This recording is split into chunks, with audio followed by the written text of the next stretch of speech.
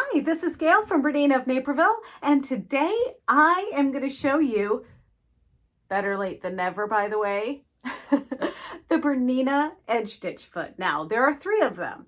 There is the standard edge stitch foot that you're going to use with your 5.5mm machines, and there's a 9mm, that's the 10C, and the 10C is what's going to be used with pretty much any BERNINA that does 9mm wide stitching. And then finally, there's a 10D foot, and that one has the built-in dual feed, which is going to really help you with some quilting and bulky kind of applications. So let's just get started. Let's take a moment to talk about these three little feet. First, we have the BERNINA number 10 edge stitch foot. Now, this is a foot, you don't see any coating on the side. This is what you're going to use on like your BERNINA 215, 3 series, like the 325, the 335, or even some of those 330s, 350s, 380s out there. This might also be used for an Aurora 440 or 430 or various machines like that. Any newer machine, maybe circa 1995 and older, with a 5.5mm stitch width. That would be the width of the needle there. Now, no matter what kind of edge stitch foot that you get, you're going to see that there's a little blade down the middle, and that little guy is a guide to run along certain things so that when you're top stitching or you're stitching in the ditch or you're doing something, you have a reference point from which you can set your needle position and things like that. So that is the purpose of this foot, and I'm going to take you through all of the different uses of these feet. Now, the first thing we're going to do is just using the number 10 foot and how, that can be really beneficial. The next level of the number 10 foot would be the one with this coating on the side. That is a magic eyeball, and that eyeball is read by the machine so that it knows that it's safe to do 9mm stitching. So hold up these different feet here. You can see this is the 5.5mm one. See that opening is not quite as wide as that opening because of the difference in what the machines can do.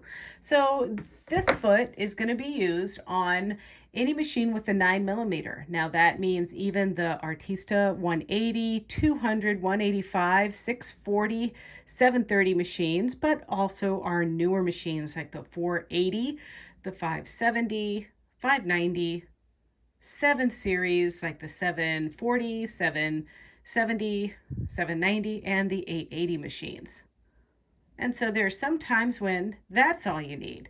But then when you're working with some quilting material or batting or things like that, you might need dual feed. So the machines with dual feed also take 9mm stitches. So here is a dual feed foot, and that one is the 10D for dual feed. Now, I've kind of broken down our projects today so that we can see how you would use the different feet and why you might want a 10, a 10C, or a 10D. And quite honestly, I'm going to tell you something. If you have a BERNINA machine with the 9mm, you're probably not really going to use this regular number 10. You're going to use this one. But sometimes you might need the dual feed. So let's have a look at how we use this foot. So one of the things that you're going to need to learn to do for this application, it's super easy. You're just going to need to know how to change your needle position. So if you're using a BERNINA 4 through an 8 series machine, they are external buttons on your machine right below your multifunction knobs, and you have a variety of different needle positions. So you have center needle position, and then you have multiple positions to the left and multiple positions to the right. Now, if you're working with a BERNINA 3 series machine or a 215, and so that's how you're going to change your needle position, and you just need to play around. Now, one of the rules is that the thicker the fabric, the further you move your needle away from the edge, just because it's thicker. So also sometimes with top stitching, the thicker the material, the longer you make your stitch length. So you might want to also be mindful that you're going to need to adjust your stitch length as well.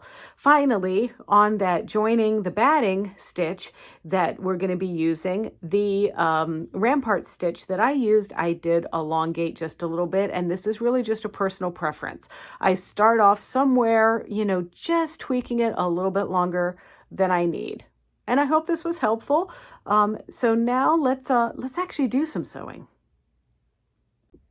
So here's our foot on our machine. Right now my needle is at the center needle position, which is aligned perfectly, if I can move this for you, with our metal guide. So here is what we're going to be sewing in our first example. It's kind of the typical waistband type configuration. So we've got a material with an interfacing, and it's been serged, and the idea is that we're going to stitch right in that ditch and catch the other side of our waistband, and that is called stitch in the ditch. So let's do stitch in the ditch. So we're using a straight stitch, no adjustments at all. I have a white thread in the top and bottom, and I'm going to line this guy up right there. Right with that guide, right in the ditch, just like that. Sometimes when I stitch in the ditch, and I learned this from my friend Catherine Redford, is that you take your stiletto and you plow the path as you sew. And so that's what I'm going to do, and I have learned that this has turned me into an amazing sewist.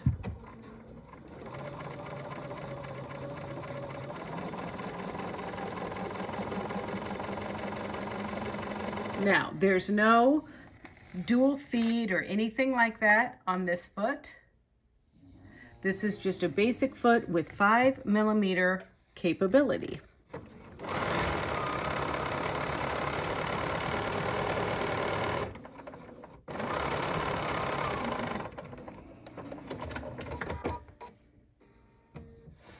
So now we have stitch in the ditch. And the idea with stitch in the ditch is that you're just going on the non-bulky side to do your stitching, but that is a pretty good example, and it makes me pretty happy. Okay, so let's look at the other side. So then you see the other side, you can just see my stitching right above my serging line. So my stitch in the ditch looks exactly like what it's supposed to look like. So here's an example where I learned how to use my number 10 foot, the very first Bernina that I ever had. I was doing custom made garments and things like that, and I was doing it for understitching. So in this application, here's our fabric for our shirt or whatever, and then this is our facing right here. So what I'm doing is I'm simply going to cut, because when you stitch you do your understitching, it's time to turn this inside out. And the understitching's job in life is to hold this guy under so it will be nice and flat. So the first thing I'm going to do is cut about just somewhat under a quarter of an inch around this neckline, just like this. Because in garments they use that really fat seam allowance, 5/8 of an inch. And so it's less than a quarter of an inch, but more than 1/8 of an inch. That is as accurate as I can tell you to cut. So once you get that, then you're going to cut your little cuts that are going to help you turn this inside out without any puckering. And the curvier the piece, the more of these little cuts you need to make.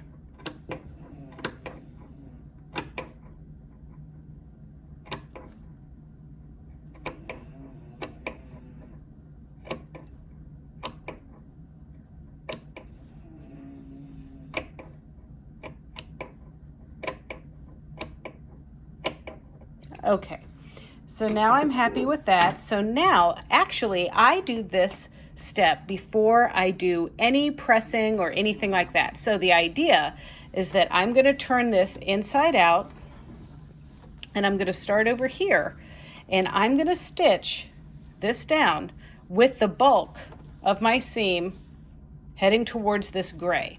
So now my guide is going right along here. Now, I'm no longer stitching in the ditch. I'm going to move my needle position 3 clicks to the left.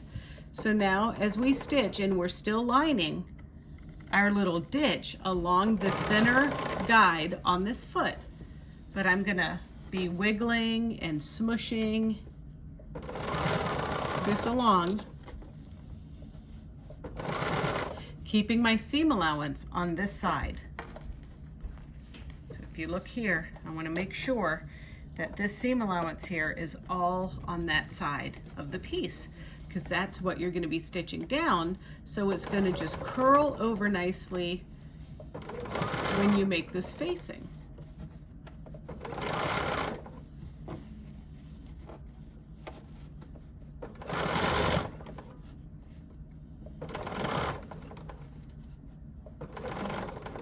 And I am kind of using my fingers to kind of spread that seam open just a little bit.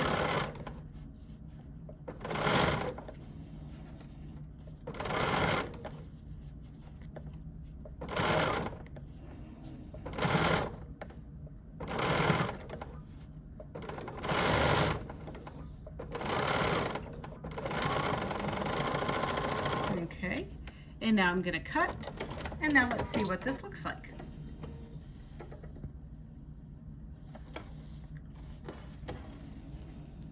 So look at that really close stitching. And now that's going to be on the underside of this, because this gets folded over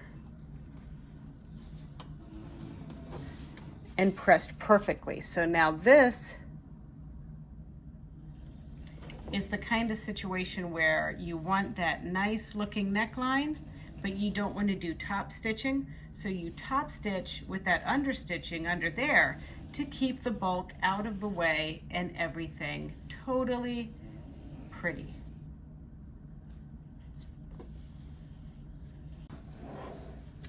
All right, so I've switched to the 10C foot for no other reason other than you have a little bit more range of needle position. So I have like a bag handle here.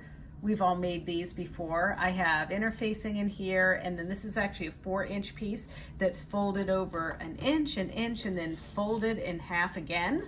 So this one is one of those where you can do 3 notches over, or if you have the 9mm wide capabilities and you want to do a little bit wider stitch on like a bag handle or something, I'm going to go ahead and move this over to the left the full amount that I possibly can, which is 5 notches. So let's zoom in here and see what the difference is. So I'm going to lower my presser foot down, and now I'm just going to stitch. Now, in all honesty, for the most part, I wouldn't top stitch this far away on a handle, but you could if you wanted to.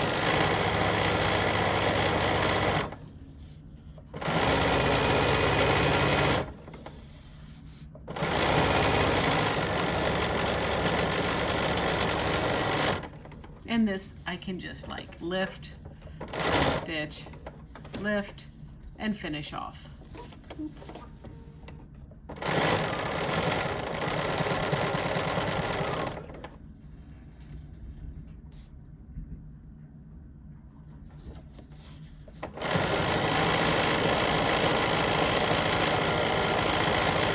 You know, some people feel like the thicker the material, the further away from the edge you should top stitch. And also, if you wanted, you could also lengthen your stitch for this.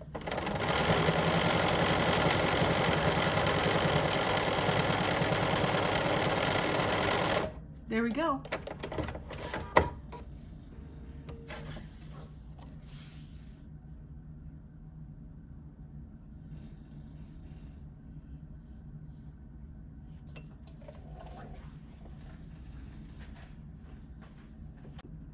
Okay, so now I'm putting on my number 10 D foot, making sure that every time you use a D foot, you pull the dual feed lever down.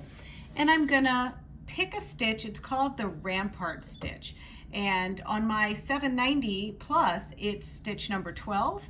And I'm elongating the stitch a little bit. So here is an example, and I don't know if you quilt, but I have been known to do a quilt or two. I dabble, some might say. So I am gonna sew this batting together because, dun dun dun, I piece my batting sometimes. You know, I get a lot of pieces that are like 48 inches wide, and I have a 60-inch wide quilt, but I find that sometimes if I just join them together, I can save a little bit, particularly when they're shop samples. So if you look here, you'll see that I have cut this at a gentle curve. And the reason why I do that is because when you piece your batting together on a curve, you don't get some weird looking lump that's inexplicable when the quilt is hanging on the wall. So if you do like a gentle curve, it's less noticeable. But regardless, I'm taking my batting and I'm going to join this together by butting up my two pieces together just like this. So now I can line my foot up right down the middle of this intersection, or it's not an intersection, just the buttingness of this. So I'm going to butt these up together, and then I'm going to stitch my little rampart stitch.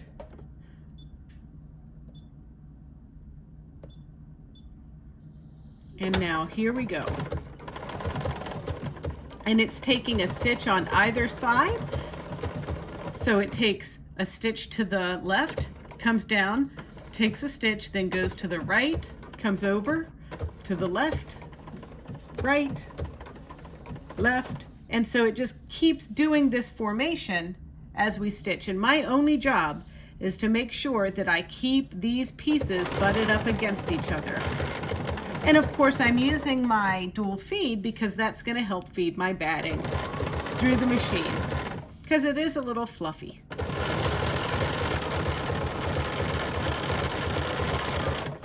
And this is just random batting, but if you must know, it is bamboo batting.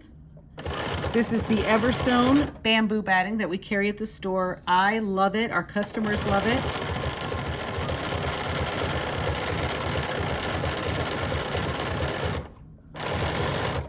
Okay, we're done.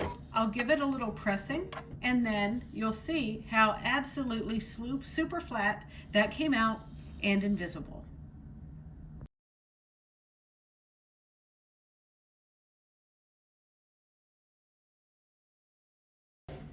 Now another use of the number 10D foot is we do this one all the time, ladies and gentlemen. So here is a quilt sandwich and here's a binding. So what I do, if this were the back of my binding, when I sew on a piece, I do a 2.5 inch strip, fold it in half, and then I use like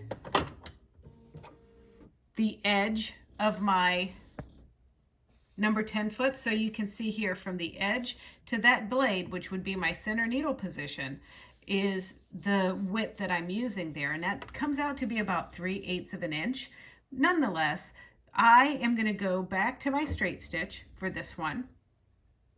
And since I've already stitched this on, so when I do a binding, I'm going to stitch this on with my 10D, but I don't care about the guide. I'm just going to use the side of the foot to stitch it onto the back. Then I'm going to fold and stitch the front part. And I want the front to be pretty. So that's why I stitch from the back and then do the front. Because sometimes, you know, the back, it doesn't catch it perfectly, particularly if I didn't cut it straight or whatever the case is. So then this is one of those situations where I'm going to move my needle position 3 clicks to the right. But notice that my little fold here is right on the edge of the blade on the other side. So now I'm just going to go ahead and stitch this out. Here we go. And now that's going to catch my binding so that my little binding job looks perfect.